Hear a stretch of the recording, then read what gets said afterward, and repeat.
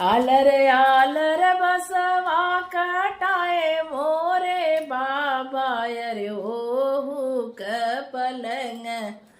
सलाई रे ललनवा अरे ओहू क पलंग सलाई रे ललनवा से पलंगे सूतल दुल्हाय दुल्हीन से पलंगे सूतल दुल्हाय दुल्हीन अरे दुल्हा पूछला एक बात रे ललनवा दुल्हाय दुल्हीन एक मती भइल दुल्हाय दुल्हीन एक मती भइल अरे दुल्हा कहला एक बात रे ललनवा अरे दुल्हा कहला एक बात रे ललनवा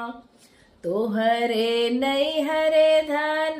सोने का कटोरवा तोहरे नैहरे धन सोने का कटोरवा अरे मांगी ले तू दई जा दहेज रे ललनवा अरे मांगी ले तू दई जा दहेज रे ललनवा इतनी बचन जब सुनली कवन हमरे नैहरे प्रभु सोने का कटोरवा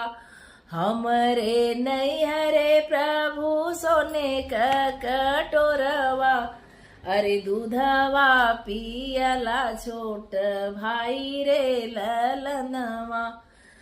अरे दूधवा पियला छोट भाई रे ललनवा दूधवा पियत भैया लोरी करेला दूधवा पियत भैया लोरी करेला अरे मांगला बहिन तोहार रे ललनवा अरे मांगला बहिन तोहार रे ललनवा इतनी बचन जब सुनल दूल्हे सिंह इतनी बचन जब सुनल दूल्हे सिंह उठी गईल झांग झराई रे ललनवा अरे उठी भइल झांग झराई रे ललनवा जेकर बहिनी बियही हम लाए जेकर बहिनी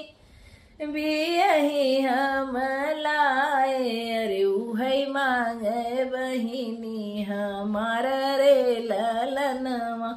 अरे उहै मांगे बहिनी हमार रे ललनवा इतनी बचन जब सुनल कवन सिंह इतनी बचन जब सुनल कवन सिंह अरे सुना जी जाय रज हमार रे ललनवा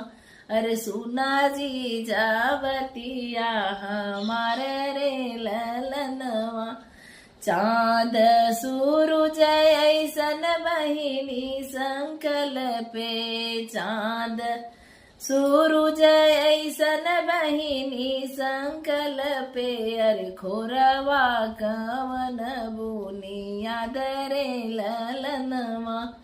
अरे खोरवा कवन बुनियाद रे ललनवा।